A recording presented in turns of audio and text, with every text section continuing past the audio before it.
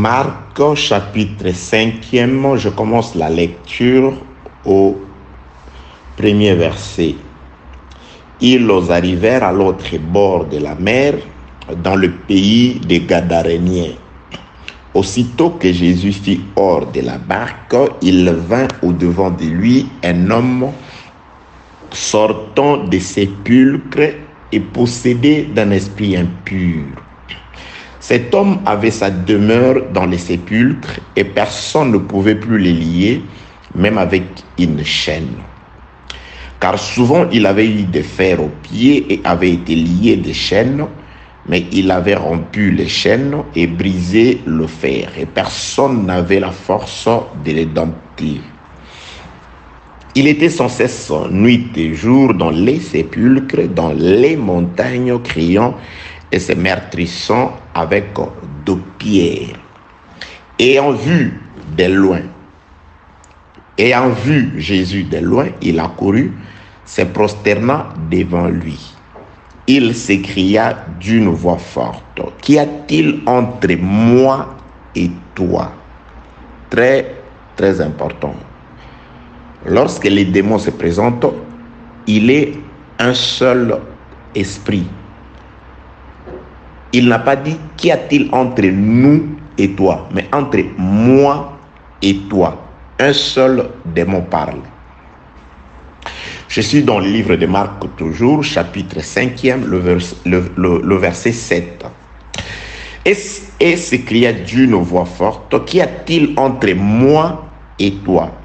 Jésus, fils de Dieu très haut, je t'en conjure, au nom de Dieu, ne me tourmente pas, ne me tourmente pas. Là, c'est les démons qui parlent. Il parle à la première personne du singulier, comme un seul démon. Verset 8e, car Jésus lui disait, Jésus, pas leur disait, mais lui disait, il s'adressait à un seul démon. Sors de cet homme, pas sortez de cet homme. Je sais pourquoi je suis en train de pouvoir insister sur ça. Verset 8e, car Jésus lui disait: sors de cet homme, esprit impur. Et il lui demanda, c'est alors que le démon va s'identifier. Jésus-Christ demanda à ce démon-là, un seul démon. Et il lui demanda: quel est ton nom? Légion est mon nom. Lui répondit-il, car nous sommes plusieurs. Donc, en quelque sorte, un seul démon dans lequel s'est fructifié plusieurs démons. Vous allez comprendre pourquoi je suis en train d'insister sur ça. Verset 9. Et il, au singulier, toujours troisième personne du singulier, le seul démon dans lequel il y en avait plusieurs, il, au singulier, demanda, et plutôt, il le pria instamment de ne pas les envoyer hors du pays.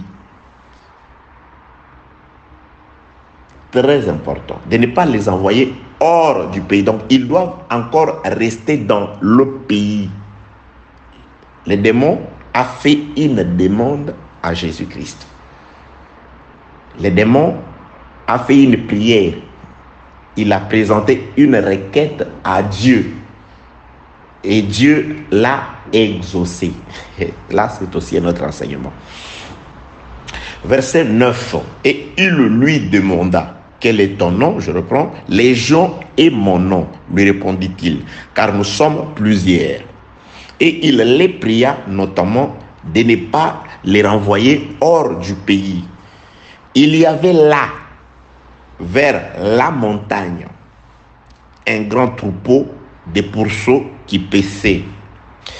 Et les démons les prièrent, disant: envoie-nous dans ces pourceaux, afin que nous entrions en eux.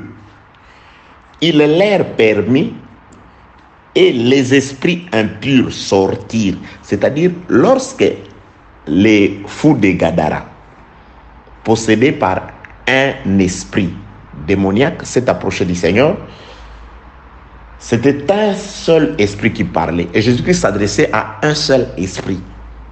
Mais dans cet esprit-là, il y avait d'autres démons. Quand Jésus-Christ lui demande son nom, il dit, je suis, mon nom est Légion, car nous sommes plusieurs. Quand ils sortent du corps, au lieu de rester un seul esprit, c'est une multitude d'esprits qui sortent. Parce que la Bible déclare, il y avait là un troupeau de pourceaux, et par la suite, nous allons rendre compte qu'il y en avait 2000. Donc, plusieurs esprits sortent et se dirigent vers un troupeau de pourceaux qui était sur la montagne. Verset 13e, Marc 5 toujours.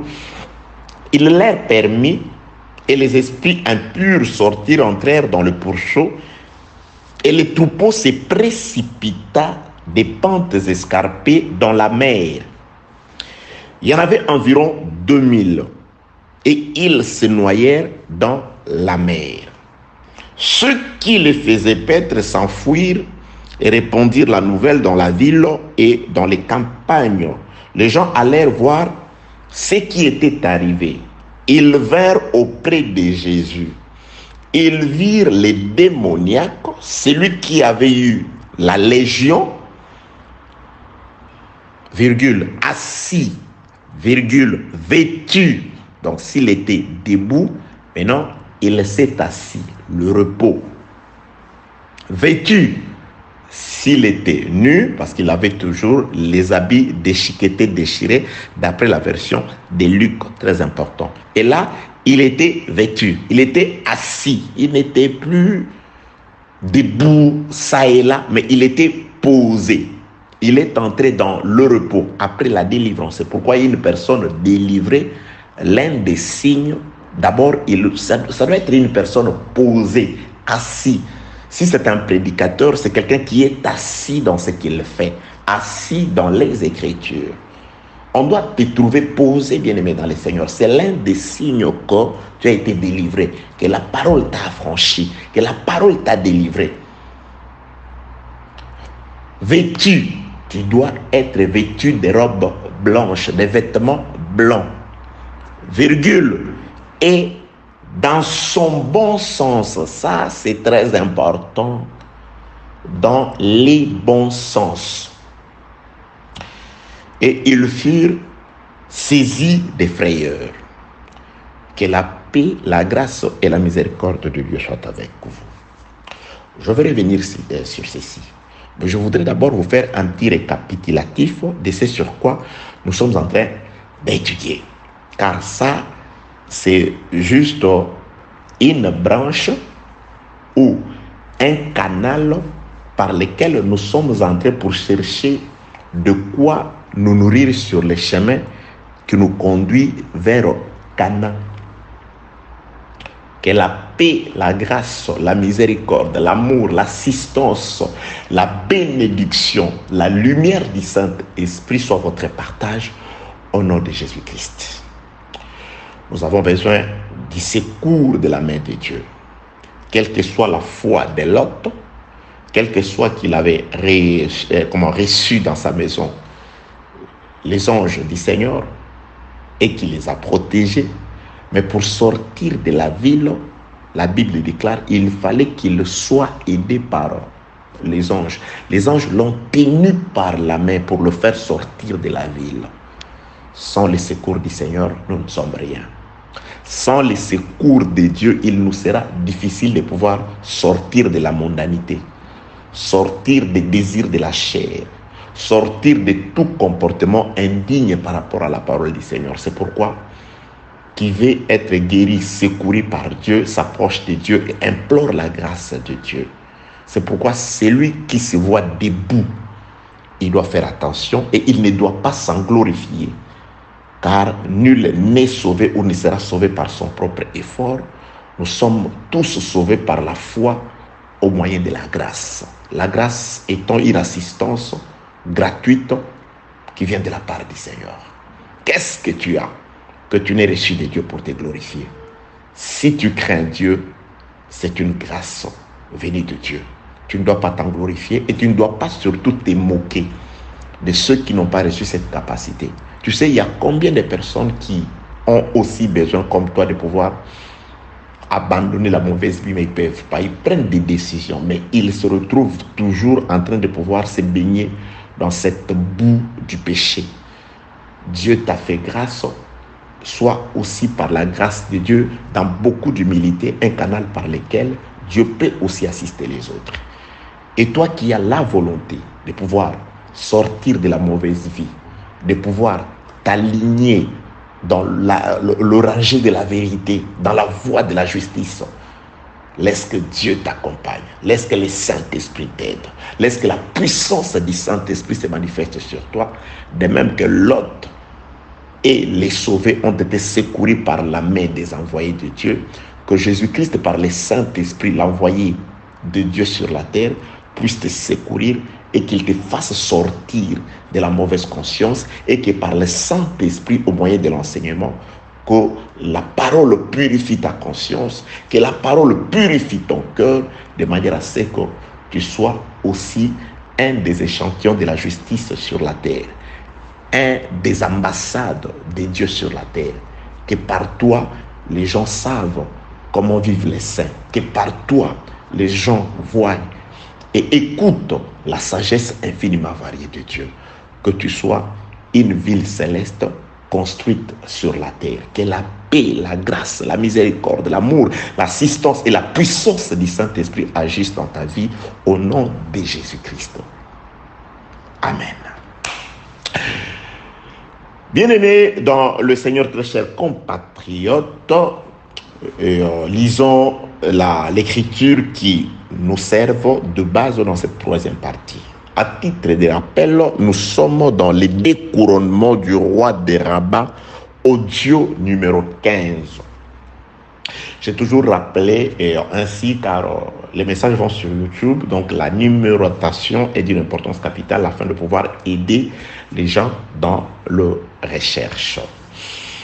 Cet enseignement, nous l'avons subdivisé en 3 parties. Et là, je suis en train de vouloir entamer une 4e partie dans laquelle je suis vraiment pressé de pouvoir nous parler sur les activités de Babylone, mais je trouve que je le ramène pour plus tard. Je voudrais, c'est ce que moi je préparais, qu'après que j'aurais mis un point virgule, parce que l'enseignement il finit pas, un point virgule sur cet enseignement, que nous puissions, en tout cas, c'est ce que je suis en train de vouloir faire, et nous introduire dans une série des exhortations de 10 à 15 minutes. Elles sont vraiment importantes et d'une importance vraiment capitale pour tout le monde, car les exhortations touchent aussi, je n'ai pas dit que l'enseignement ne touche pas tout le monde, touche aussi tout le monde, c'est aussi important, car tout le monde n'a pas la même capacité d'appréhension et de compréhension. Et il y a de ceux qui comprennent plus tard les enseignements grâce aux exhortations. C'est pourquoi j'ai le cœur de Blanchard à former les projets de pouvoir nous lancer dans une série d'exhortations.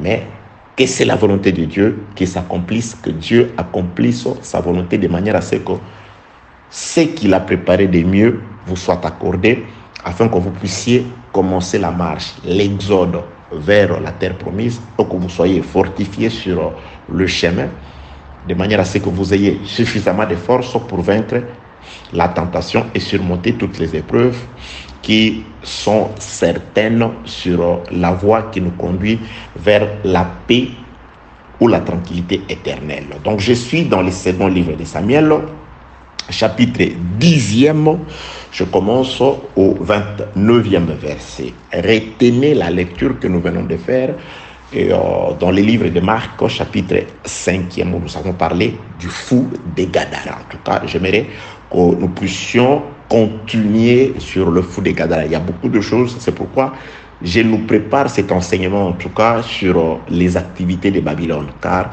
les séjours des démons qui sont sortis, de la légion qui est sortie du fou de Gadara dans la mer, il y a beaucoup de choses à dire en détail. Vous savez, l'enseignement, lorsque Dieu nous inspire un enseignement, d'habitude, il nous a toujours donné de l'intelligence de pouvoir vraiment pouvoir traiter les choses dans les détails, car chaque détail est important pour notre salut, pour notre bien-être, pendant que nous sommes encore sur la terre dans le pèlerinage. Donc, 2 Samuel, chapitre est encore un enseignement, mais est venu à l'esprit sur les activités de Babylone.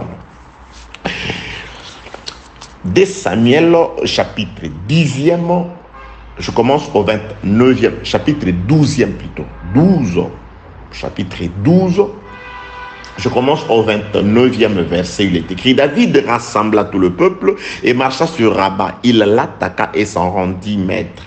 Il enleva la couronne de dessus la tête de son roi, elle pesait 1 talent d'or et était garnie de pierres précieuses. On l'a mis sur la tête de David, qui emporta de la ville un très grand butin.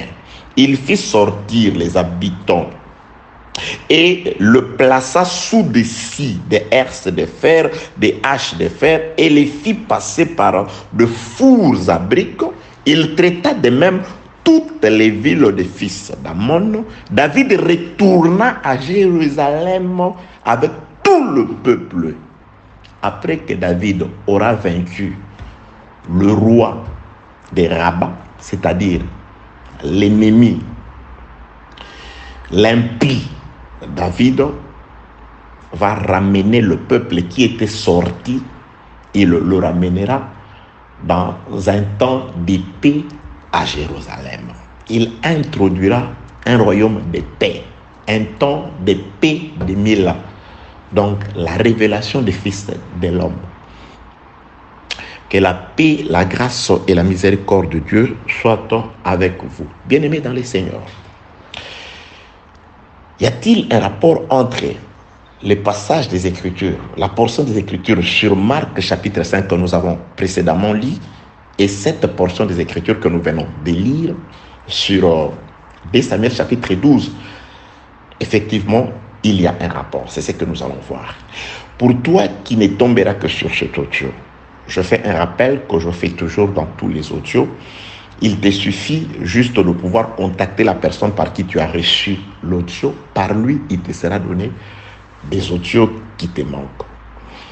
Donc ça, c'est la 3e partie d'un enseignement qui a commencé dans la première partie intitulée « Qui sauva Bathsheba de la mort ». La seconde partie qui traite du même sujet qui a été intitulée « Le paix des fils d'Ammon pour l'expiation de Bathsheba ». Et là, c'est la 3e partie, le 15e audio sur le découronnement du roi de Rabat. L'idée est la même, mais il y avait tellement beaucoup de choses à dire pour un peu éviter une certaine monotonie. Nous avons, par la grâce du Seigneur, subdivisé l'enseignement en 3 parties. Que la paix, la grâce et la miséricorde de Dieu soient avec vous au nom de Jésus-Christ. Bien-aimés dans le Seigneur, il s'agit d'un roi qu'on découronne, sur la tête duquel on va enlever une certaine couronne d'un talent qui était truffé de pierres précieuses. Ce roi-là, qu'avait-il fait pour que cet acte-là lui arrive? Il a commis une certaine hostilité. Qu'est-ce qu'il a fait? Dans le livre de 2 Samuel chapitre 10e, ce roi-là a rendu les biens que lui voulait lui faire David par le mal. Il avait perdu son père, il était triste. David lui a envoyé des consolateurs et lui, sur instigation de ses avocats, de ses conseillers, il a maltraité, il a mal compris l'action de David. Et de là, il a malmené, il a maltraité, il a méprisé. Il a jeté un opprobre sur les envoyés de David. Et quand il a fait cet acte-là, c'était le déclenchement d'une guerre entre les 2 nations qui autrefois étaient en paix. Donc, cet acte-là l'a rendu hostile aux yeux de David. Et il s'est préparé à la guerre. Et David aussi a fait sortir son armée contre lui. Donc, le départ de la guerre entre les rois qui sera plus tard découronné est parti par la faute de ces rois-là. C'est celui qui a commencé à s'attaquer à David. Et il a commis le premier forfait. Et le second forfait est que David l'a forcé à une faute. à commettre la deuxième erreur. La deuxième erreur était laquelle? David se souciait d'une femme qui était sur le corridor de la mort par rapport à un acte qu'elle avait commis qui l'a condamnée à mort. Une femme qui avait commis l'adultère. Une femme mariée qui avait commis l'adultère. Et cet acte-là l'a condamnée à mort. Alors, pour sauver cette femme-là, David a fait venir son mari.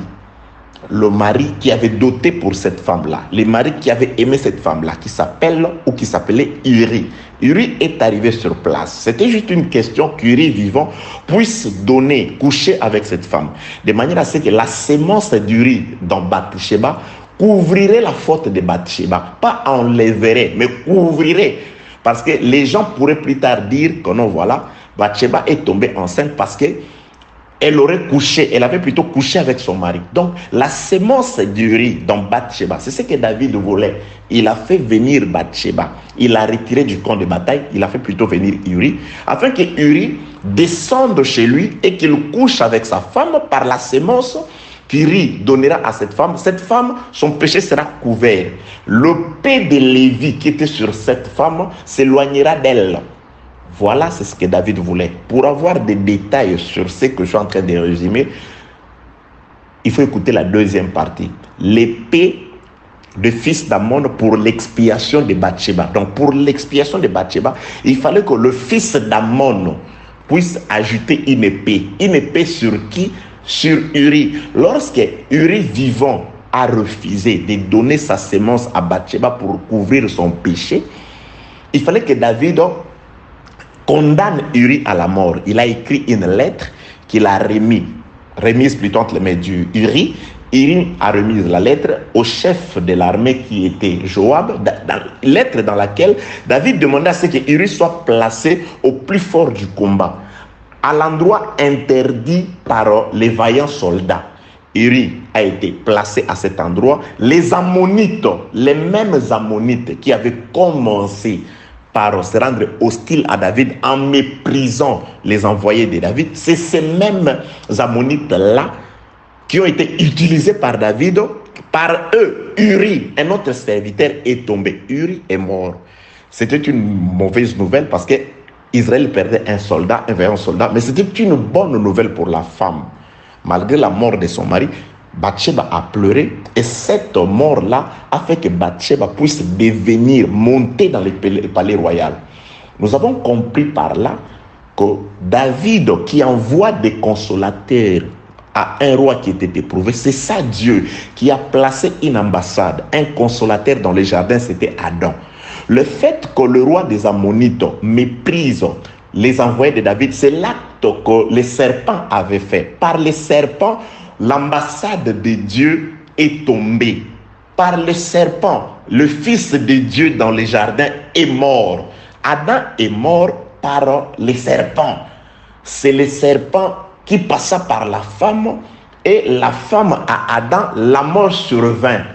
Donc le premier acte que le roi des Ammonites a commis, c'est ça l'acte que le serpent ancien a commis.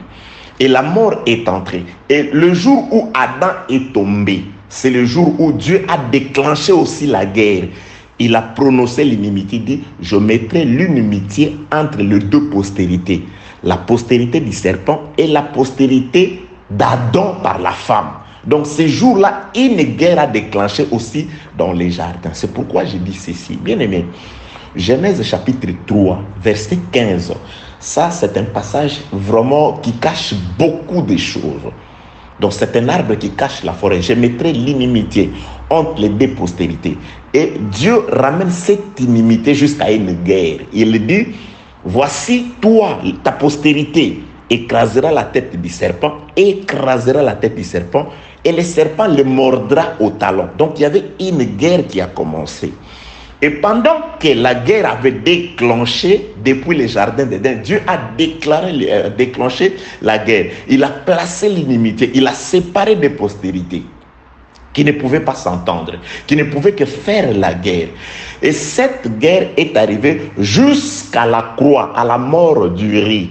Uri qui meurt entre les mains des Ammonites, c'est Jésus-Christ qui doit mourir entre les mains du même par qui Adam était tombé. Le premier Adam est tombé par les serpents anciens, Satan.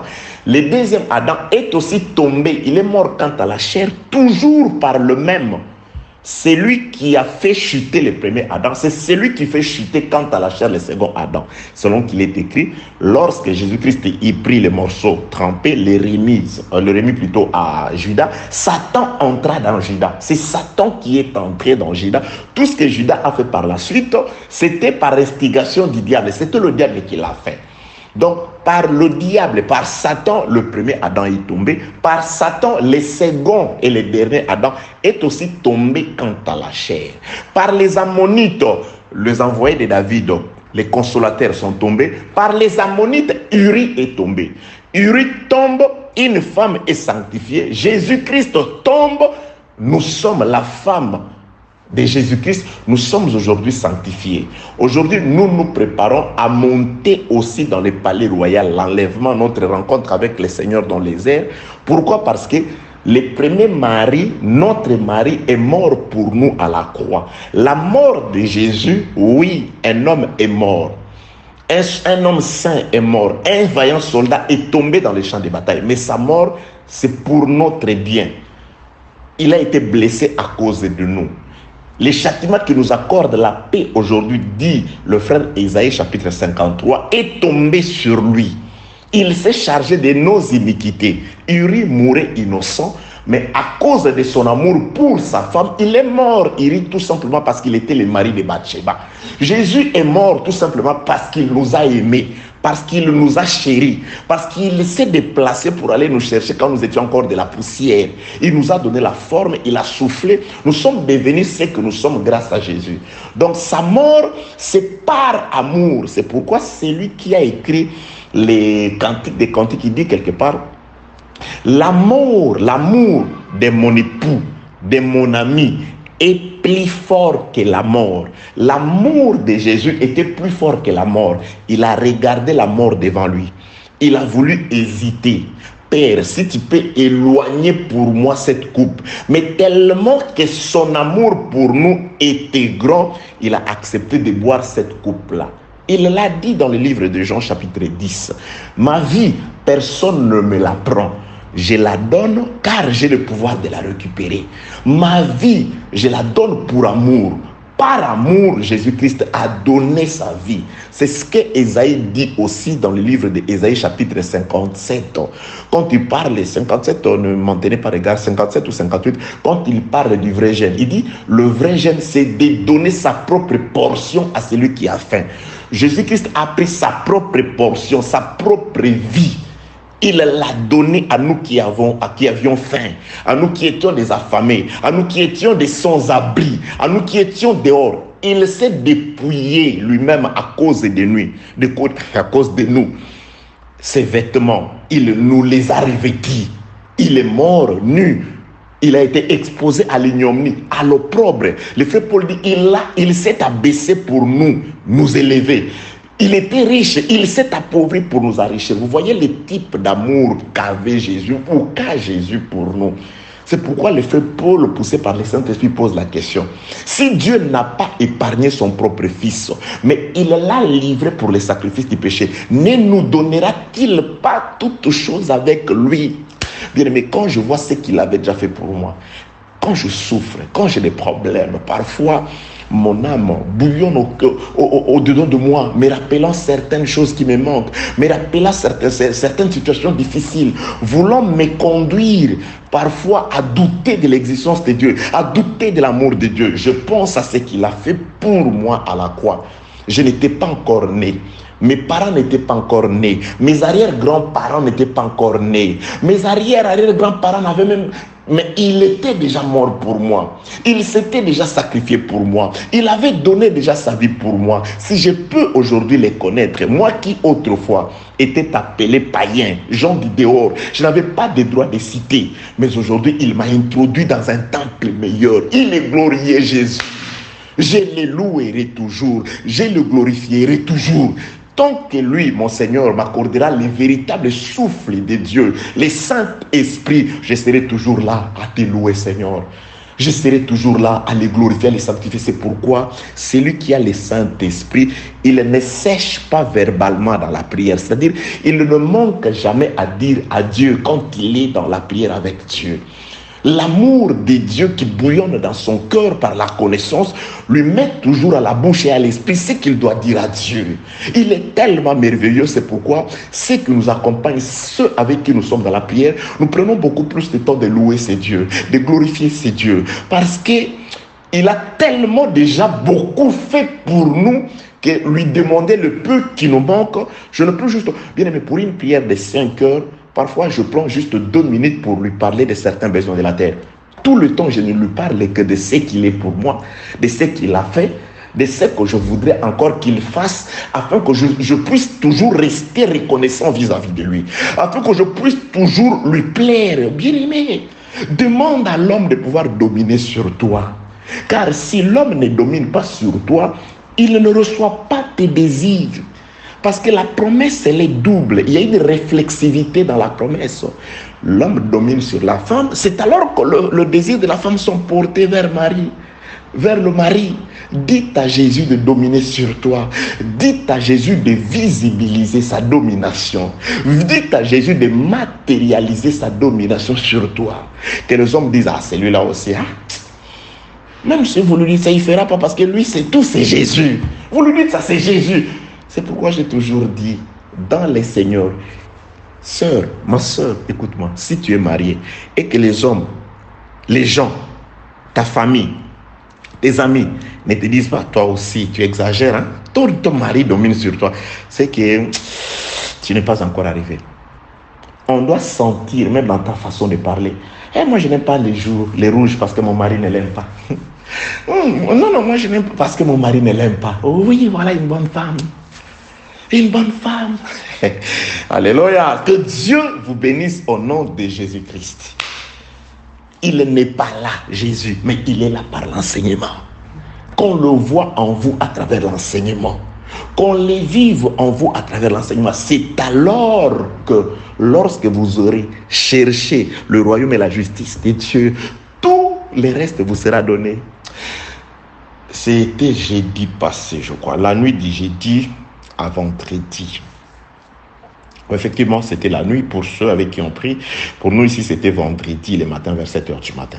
Quand j'étais en train de prier, quelque chose m'est venu à l'esprit. Blanchard, pourquoi il est écrit dans les livres des Proverbes que lorsque Dieu approuve les voies d'une personne, il dispose favorablement à son égard même ses ennemis. Dieu a commencé de m'enseigner sur ces passages des Écritures aussi banal. Dieu a commencé de m'enseigner sur ça. Il m'a aidé à faire le rapport entre ces passages des Écritures et ce qui est écrit dans le livre d'Éphésiens chapitre 6 concernant les armes spirituelles. Dieu ne peut pas mettre à ta disposition tes ennemis s'il n'approuve pas d'abord tes voies. Dieu doit commencer par approuver tes voies. Bien aimé, les voies que tu suives, les chemins que tu suives, ton comportement, ta vie, ta conscience, avant que Dieu ne mette à ta disposition tes ennemis, Dieu doit d'abord approuver tes voies. Si l'Éternel approuve les voies d'une personne, c'est alors qu'il mettra favorablement à sa disposition même ses ennemis. Tu veux dominer sur tes ennemis? Je ne parle pas des hommes, je parle des ennemis, les véritables ennemis de l'homme. L'homme a 2 catégories d'ennemis. Il y a des ennemis internes et des ennemis externes. Les ennemis internes sont les plus dangereux. Ce sont ceux qui ouvrent la porte aux ennemis externes. Bien-aimé, la famine, la disette, la maladie, les attaques sorcellériques, c'est des ennemis externes. Ces ennemis-là ne pourront pas entrer dans la maison que tu es si les ennemis internes ne leur ouvrent pas la porte. Les ennemis les plus dangereux, ce sont les ennemis internes, c'est-à-dire ceux qui sont avec toi, ceux qui marchent avec toi. Je ne parle pas d'individus, je ne parle pas de ton cousin, de ton ami dans ton travail. Je parle de Galates chapitre 5, du 16e, je crois, au 21e ou 22e verset. Les désirs de la chair. Le frère Pierre dit, ce sont les désirs de la chair qui font la guerre à l'âme. Les passions de ce monde, les passions de la chair. Bien aimé, quand tu aimes la chair, quand tu t'adonnes au désir de la chair, c'est une porte ouverte pour les ennemis du dehors. Il y a des gens aujourd'hui, même des prédicateurs, qui enseignent plus la crainte des ennemis du dehors. Attention aux démons, attention aux sorciers, attention aux maladies, attention aux épidémies. Lorsque Dieu approuve tes voies, c'est-à-dire tu parviens à vaincre les désirs de la chair, tu es en connivence avec Dieu dans tout ce que tu vis, tu fais dans ta réflexion, les ennemis du dehors ne pourront pas te vaincre, mon frère, ma soeur. Je te parle, je sens que c'est par l'Esprit du Seigneur que je te parle, parce que je ne t'annonce pas les choses de la terre. Je voudrais que tu sois invincible face aux attaques du dehors. Les ennemis de l'extérieur, ceux qui viennent de l'extérieur, les démons, les occultistes, je sais que faire, les maladies, les épidémies, ceux-là sont subsidiaires, c'est-à-dire ils dépendent des ennemis internes, de ceux avec qui tu es né, les désirs de la chair. Naissant dans la chair, nous avons connu les désirs avant que nous puissions nous repentir. Les envies, les impudicités, l'orgueil, l'arrogance, le vol, la malhonnêteté, toutes ces choses-là, ce sont ces choses-là qui te rendent vulnérable. J'ai toujours dit, quand tu pêches et que tu le fais en cachette parce que tu aimes trop ces péchés-là, c'est un poison que tu t'ingurgites, c'est un suicide. C'est un suicide, bien-aimé dans le Seigneur. Il ne faut pas copuler avec le mal. Il ne faut pas chérir le mal comme on chérit un enfant. Que la paix, la grâce et la miséricorde de Dieu soient avec vous au nom de Jésus.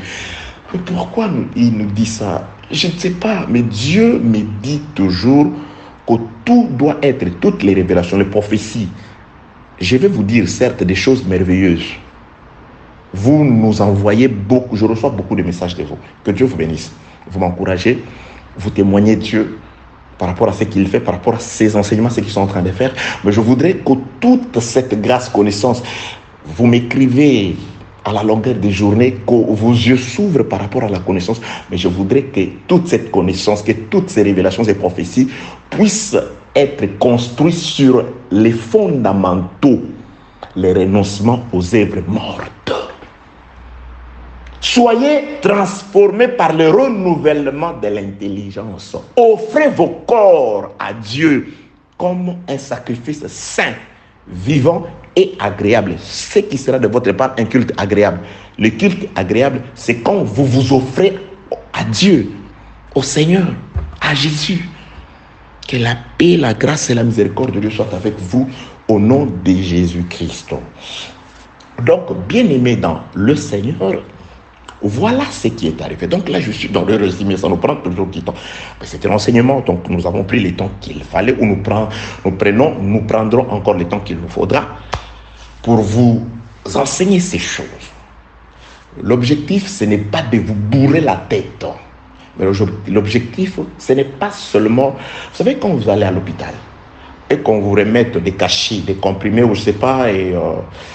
qu'on fasse une injection. L'objectif, ce n'est pas seulement que le médecin se glorifie du fait qu'il vous a appliqué ces médicaments-là, mais que le médicament fasse effet, que le médicament fasse baisser la fièvre, que le médicament fasse disparaître les symptômes, que le médicament vous relève, que le médicament vous renvoie au travail. Parce qu'à cause de la maladie, il y a eu un arrêt de travail. À cause de la maladie, il y a eu quelque chose, que le médicament vous relève. C'est alors que le médecin pourra se glorifier. Il était malade, il était mourant, je l'ai soigné, il est guéri. Mais à quoi ça peut servir cet hôpital-là, ce médecin-là, toute sa gloire qu'il a, s'il n'est pas capable de pouvoir remettre les gens au travail? Jésus-Christ n'était pas comme ça. Quand j'étais encore en train de prier aujourd'hui, je sais pas, j'ai prié le Seigneur. Moi, je l'appelle Rabbi, c'est-à-dire mon enseignant. Et il m'enseigne même pendant la prière. Il me dit quelque chose, Blanchard. Est-ce que les gens se posent parfois la question ou demandent parfois à Dieu, Seigneur, enseigne-moi comment prier? Au lieu de le dire au pasteur, c'est une autre chose. Est-ce que les gens posent vraiment la question à Jésus? Est-ce qu'il t'est vraiment arrivé, prédicateur, frères, sœurs et sœurs, frères, sœurs, je ne sais pas. Est-ce qu'il vous est déjà arrivé dans la prière de dire, Seigneur, enseigne-moi comment on prie pour les malades? Enseigne-moi comment est-ce qu'on peut ressusciter un mort? Enseigne-moi comment est-ce qu'on peut guérir des difformités du corps? Enseigne-moi comment est-ce... Il doit nous enseigner. Il est là. Rabbi est là, qu'il nous enseigne. C'est ce qu'il m'a dit aujourd'hui en priant. Blanchard, tu dois me demander, pas seulement certaines choses, mais dis-moi de pouvoir t'enseigner. Qu'il t'enseigne comment on craint Dieu. Que Jésus t'enseigne comment on sort de cette situation qui ne lui est pas agréable. Que le Seigneur t'enseigne. Dis-le lui. Que ça ne sorte pas des lèvres parce que je te l'ai dit. Mais que ça vienne du cœur, que tu te rendes compte que sans lui, tu n'es même pas enseigné. Je peux parler, mais si il ne scelle pas ce que j'ai dit par le Saint-Esprit dans ton cœur, ce ne seront que de bruit qui ne pourront peut-être que ramener le renom des Blanchards, mais qui ne fera rien. Tu sais, mon frère, oui, moi je souffre. Quand je te vois m'appeler, quand je te vois, quand je parle avec toi et que j'apprends que tu ne te comportes pas bien, non, moi je souffre. Parfois je me vois inutile. Oui, je me vois inutile. Surtout à quelqu'un avec qui on a commencé il y a longtemps. Parce que moi j'ai des frères et des amis avec qui nous avons commencé depuis le 20e siècle, c'est-à-dire avant 2000, les années 90. Et parfois quand je retrouve un frère avec qui on a été ensemble, et jusqu'à ce jour il patauge encore dans la boue du monde, je me dis, Seigneur, c'est moi qui ai mal prêché, c'est moi. Oui, je commence d'abord par chercher dans mon comportement. C'était quoi ma façon de vivre quand j'étais avec ce frère? N'étais-je pas suffisamment exemplaire pour ce frère afin qu'il ne sache pas comment se comporter? Quand tu dis que tu as prêché ce frère, est-ce que tu as aussi été ou tu es un exemple par rapport à ce frère-là? Peut-il aujourd'hui, si on lui pose la question, de citer quelqu'un d'exemplaire, il peut vraiment, toi, pasteur, les gens de ton église, ils peuvent vraiment te montrer comme exemple où ils viennent juste là parce que tu leur dis des choses agréables aux oreilles. Tu leur parles de ce que je suis en train de dire, des choses agréables aux oreilles. Un homme qui craint Dieu, son message est accompagné de la puissance du Saint-Esprit. Et la puissance du Saint-Esprit, c'est ça la force de transformation. Transformez-vous. Soyez transformés par le renouvellement de l'intelligence. Vivez en homme nouveau. Ok, que la paix, la grâce et la miséricorde de Dieu soient avec vous au nom de Jésus-Christ. Donc, bien-aimés dans les Seigneurs, les temps.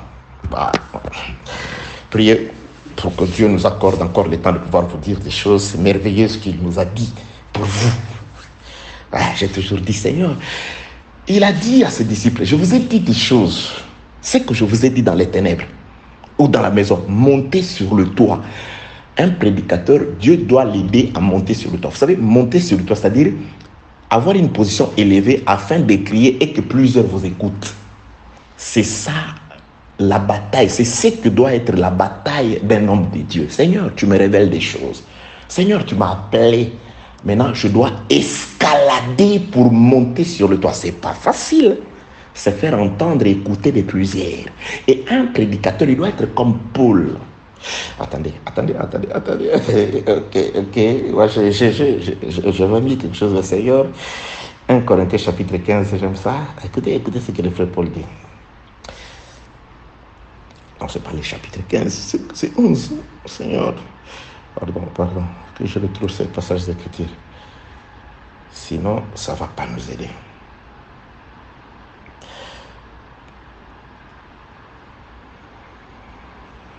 Attendez.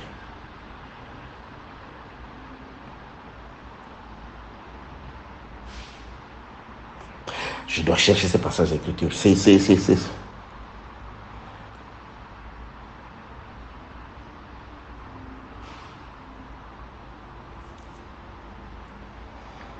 Attendez, je cherche. Attendez, je cherche ça. Je vais chercher. C'est 1 Corinthiens.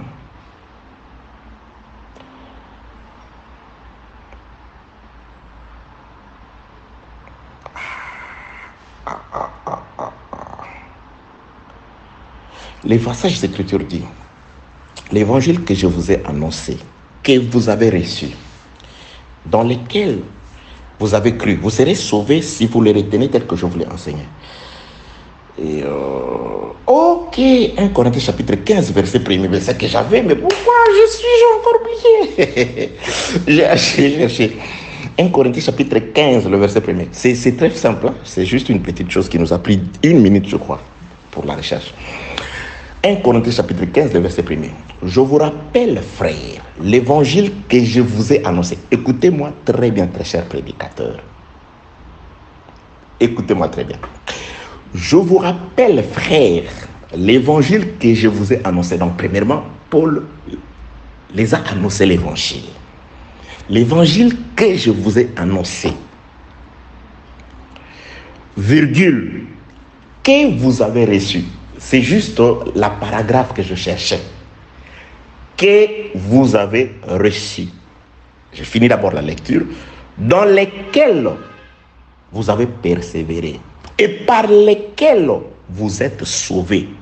Si vous le retenez tel que je vous l'ai annoncé, autrement, vous aurez cru en vain. Je rentre le premier verset. C'est très important des autres choses. Mais il y a une petite paragraphe très importante. 1 Corinthiens chapitre 15, verset 1er. Je vous rappelle, frères, l'évangile que je vous ai annoncé, c'est une très bonne chose. Bien aimé, moi je connais plusieurs prédicateurs. Je suis d'ailleurs fier d'appartenir à cet évangile de la vérité. Parce que j'ai la facilité parfois avant de m'endormir. Je cherche sur WhatsApp. Ah, un frère a lancé une prédication. J'écoute. Je demande des prédications, des audios. J'en ai vraiment besoin. Je suis très nourri par vos prédications, vos multiples prédications. Le prédicateur, vous qui m'envoyez des prédications, je les écoute. Ne vous en faites pas. Je les écoute. Je prends mon temps pour les écouter. Ça m'enrichit. Ça m'exhorte. Ça me console. Parfois, vous faites des exhortations. Moi, ça me console. Parfois, je n'ai pas besoin aussi d'écouter juste un petit mot, une petite exhortation. Parce qu'il y a des gens qui sont appelés à l'exhortation. Et que j'appelle à pouvoir s'attacher à l'exhortation. C'est très important. Il y a beaucoup de prédicateurs. Il y a des gens qui annoncent l'évangile. Ça, il y en a de partout. Mais écoutez, je vous rappelle, frère, l'évangile que je vous ai annoncé, virgule, que vous avez reçu. C'est là qu'intervient le problème que vous avez reçu. Frère, tu es sûr que l'évangile que tu annonces, toutes les révélations que tu donnes, tu es sûr que les gens le reçoivent? Tu es sûr que les gens le reçoivent? Tu es sûr que ce que tu dis, les gens le reçoivent? Ça, c'est très important. Mais si vous sautez cet endroit, prédicateur, il y a parfois vous parlez, on ne reçoit rien. Surtout si vous n'avez qu'envie de pouvoir épater. Les gens ne reçoivent pas. Vous êtes tellement imbu de votre propre personne que vous avez préparé des bombes quand vous parlez. On ne reçoit rien. Vous dites des choses merveilleuses, mais nous, on ne reçoit pas. Je ne sais pas si c'est un problème dans la transmission ou vous n'avez pas vous-même très bien maîtrisé ce que vous voulez dire. Parce qu'il y a des gens qui n'ont pas très bien maîtrisé ce sur quoi ils veulent dire. Il y a des gens qui écrivent enseignement, mais quand ils parlent, vous ne découvrez pas. Ils sont comme les vents, comme Jésus un peu. Vous ne savez ni d'où ils viennent, ni d'où ils vont. C'est-à-dire que vous ne comprenez pas l'essence. Quand vous dites que c'est un enseignement, bien aimé, ça doit être un enchaînement. Enseigner, c'est un mot valise. Ça a un sens. Ou vous dites prédication, ou vous dites chaîne d'exhortation. Quand vous dites enseignement, ça doit être un enseignement. Vous devez nous donner la connaissance sur la matière sur laquelle vous avez mis sur le tableau. L'évangile, suivez, peut-être que vous ne comprenez pas l'importance de cette partie, de cette paragraphe-là.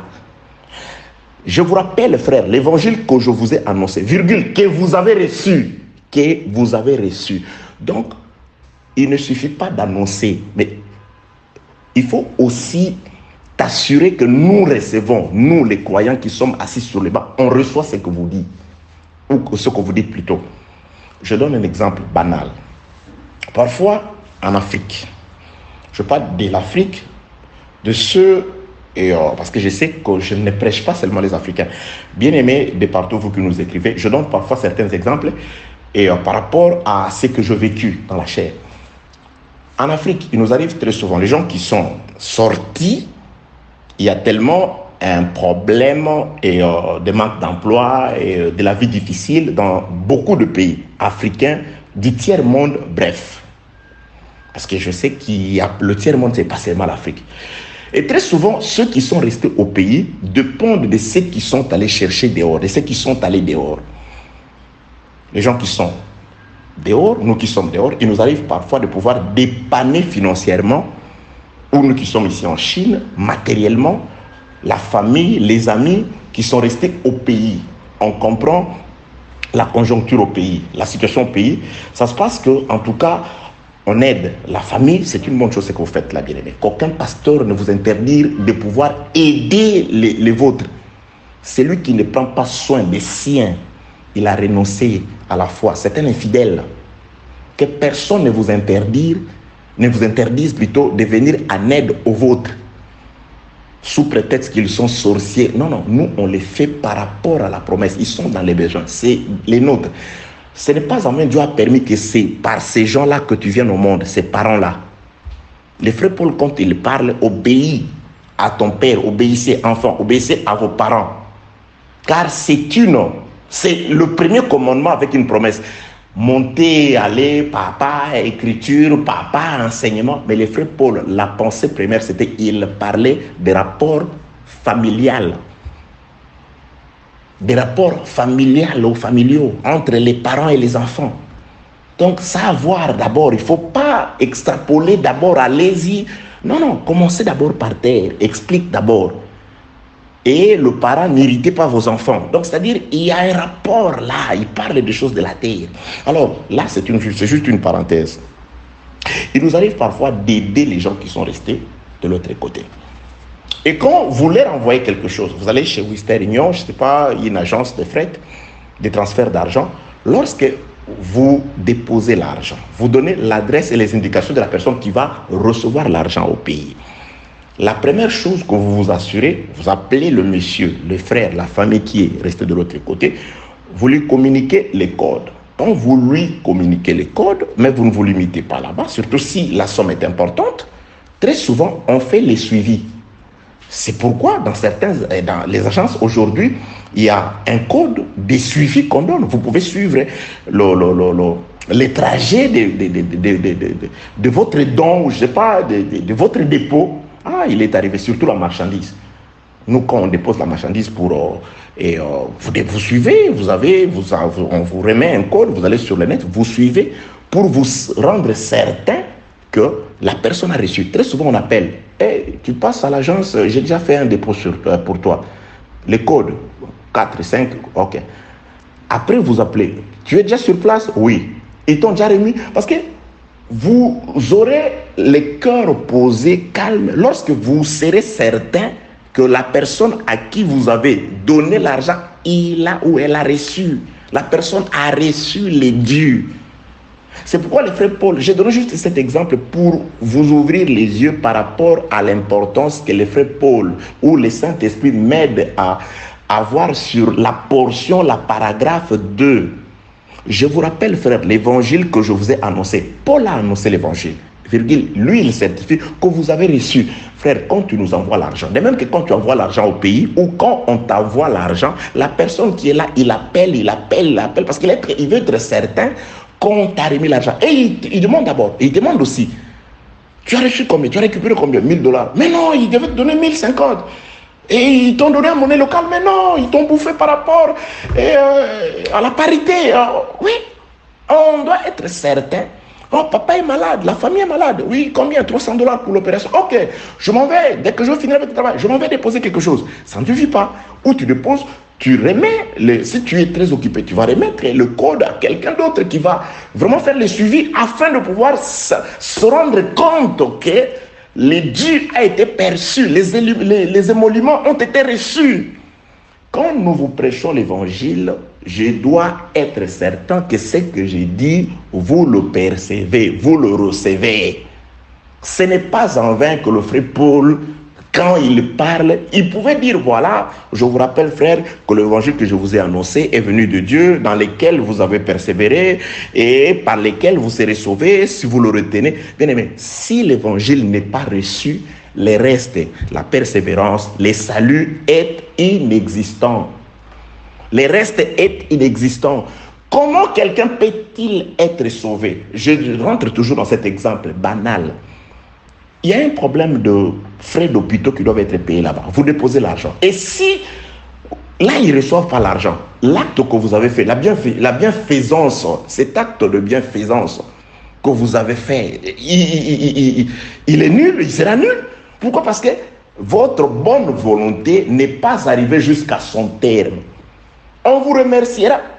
Mais comment? Il faut me remercier. Mais on te remercie comment? Tu nous dis que tu as déposé l'argent. Mais nous, ici, on n'a pas reçu. On ne te remercie pas. On te bénit lorsque l'argent est récupéré en Afrique, là où on a envoyé l'argent. On l'utilise dans les besoins pour le mariage, pour la dot, pour la maladie. La personne est guérie. Ah non, non, moi si je suis comme ça, c'est grâce à mon frère. Mais il n'est jamais venu. Il n'est pas venu, mais de là où il était, il m'a envoyé l'argent. Je suis allé récupérer à l'agence. Je l'ai utilisé d'après les besoins. Raison pour laquelle je suis debout aujourd'hui. Raison pour laquelle je suis marié aujourd'hui. Raison pour laquelle mon mariage a réussi. Pourquoi? Parce que j'ai reçu. Je vous rappelle, frère, l'évangile que je vous ai annoncé. Paragraphe très important que vous avez reçu. Frère, est-ce que tu te rends compte que les gens reçoivent ce que tu dis? Il y a des prédicateurs qui font des monologues. C'est-à-dire, il se parle à lui-même. Il veut se convaincre à lui-même qu'il est terrible.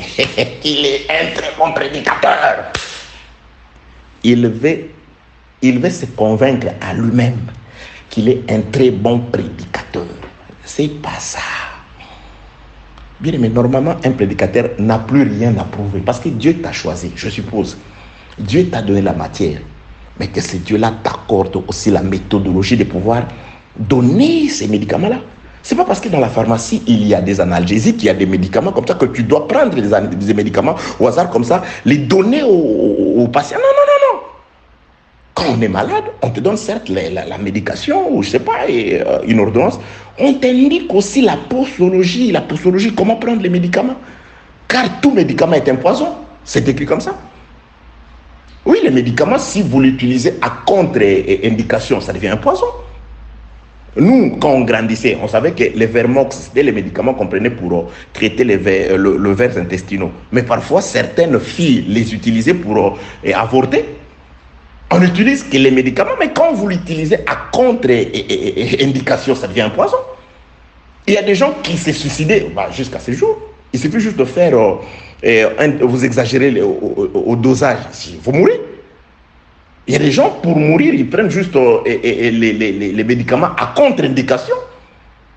Il va prendre la quinine. Nous, oui, c'était comme ça. Quand il veut avorter, à l'époque, il prenait, je ne sais pas, de la quinine comme ça. C'est ce qui s'est passé. Mais c'est le médicament. On ne doit pas effacer les médicaments parce que ça tue aussi. Non, quand c'est pris à contre-indication, ça devient un poison.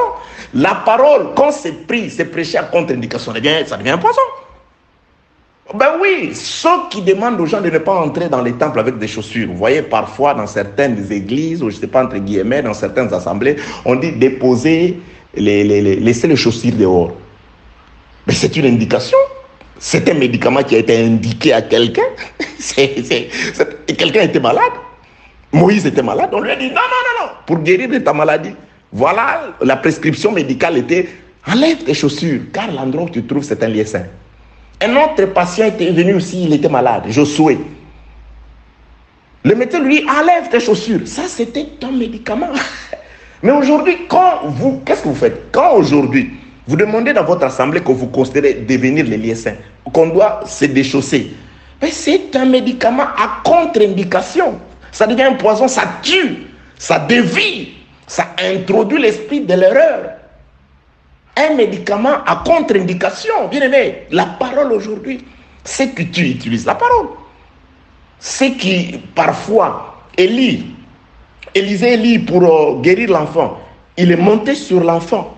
Aujourd'hui, certaines personnes, une sœur, je ne sais pas, des situations entre guillemets, il va monter sur la sœur. Mais c'est un médicament qui a été prescrit quelque part. Lui, il l'utilise à contre-indication, ça devient un poison. Ça devient du vermox, je ne sais pas, pour ça cause l'avortement. Ça devient un poison, ça tue. Il y a des personnes aujourd'hui, il a une fièvre, mais il a des problèmes gastronomiques, de gastrite. Il va prendre de l'aspirine, c'est une contre-indication. Oui, la fièvre va baisser, mais cette aspirine-là va encore, et je ne sais pas, déranger l'estomac, il deviendra encore beaucoup plus malade dans quelques jours. C'est pourquoi il y a des médicaments, on vous dit, interdits pour la femme en grossesse, interdit, et on vous dit, il faut consulter votre médecin. Mais c'est un médicament, vous dites, non, je l'ai pris, c'est un médicament. C'est un médicament, mais vous le prenez en contre-indication. C'est la parole, mais vous l'utilisez mal, ça tue. Ça tue. Il y a des gens qui veulent estorquer de l'argent, il va chercher la femme de la veuve de Sarepta. Il cherche la veuve de Sarepta. Veuve de Sarepta, tout ce qu'elle avait, elle a remis entre les mains d'Élie. Toi aussi, tout ce que tu as, donne-moi. Ils vont chercher Isaac, le pauvre Isaac.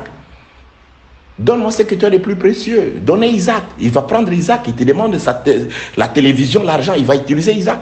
C'est des médicaments à contre-indication. Comme j'ai suivi le prophète Jean Willy dernièrement dans une de ses prédications, quand il disait, il y a des gens, des prédicateurs aujourd'hui, il va demander à quelqu'un qui a construit, un frère qui a construit une maison, il lui dit, hey, tu as fini ta maison, tu n'as pas payé la dîme pour la maison, donne la dîme pour la maison. Mais c'est un médicament à contre-indication.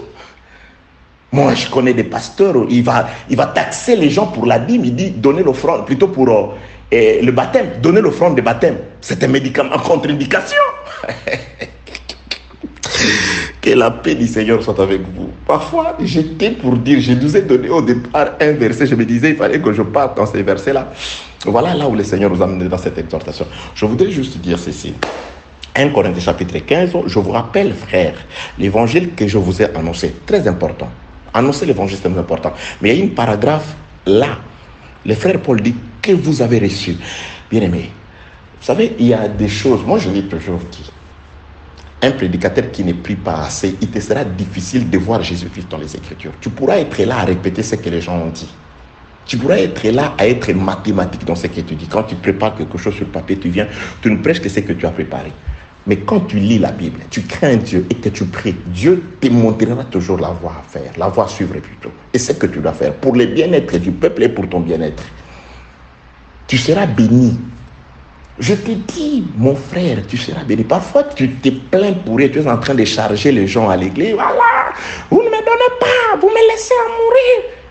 Mais tu ne tournes pas aussi vers ton employeur pour lui dire, employeur, toi qui m'as employé dans les champs, mais j'ai lu quelque part, toi, tu te déclares dire que tu n'es le débiteur des personnes, c'est-à-dire que tu n'as la dette des personnes. Tu demandes à qui tu as la dette, paye-moi. Pourquoi est-ce que ces gens-là, ils ne m'assistent pas? Et je te dis un secret, prédicateur. Il ne faut pas coller ta vie dans les bassins des offrandes. Et il te sera difficile de décoller. Ça, je te dis vrai. Je te dis vrai. Il faut parfois parler à ces dieux. Dieu, je veux que tu me payes. Et il y a des gens qui disent, eh oui, Dieu ne peut me payer que par ceux à qui je prêche la parole. Reste dans ces raisonnements-là. Mon Dieu que je prie, il est multisystème. Moi, je veux qu'il me paye par rapport à mon travail, qu'il utilise la voie qu'il veut. Moi, je veux vivre le miracle. Je voudrais que ce Dieu-là me surprenne aussi. Tu ne dois pas lier ta vie aux autres. Tu ne dois pas prendre ta situation, la poser sur les autres. Je suis comme ça parce que dans cette église-là, les gens ne donnent pas. Je souffre parce que ces gens-là, je leur prêche la parole, ils ne me donnent rien. Non. Si cette situation-là est telle qu'elle est, mais va voir l'employeur. Frappe à la porte de l'employeur. Va discuter avec l'employeur. S'il doit toucher le cœur de ces gens-là, c'est à l'employeur de le faire.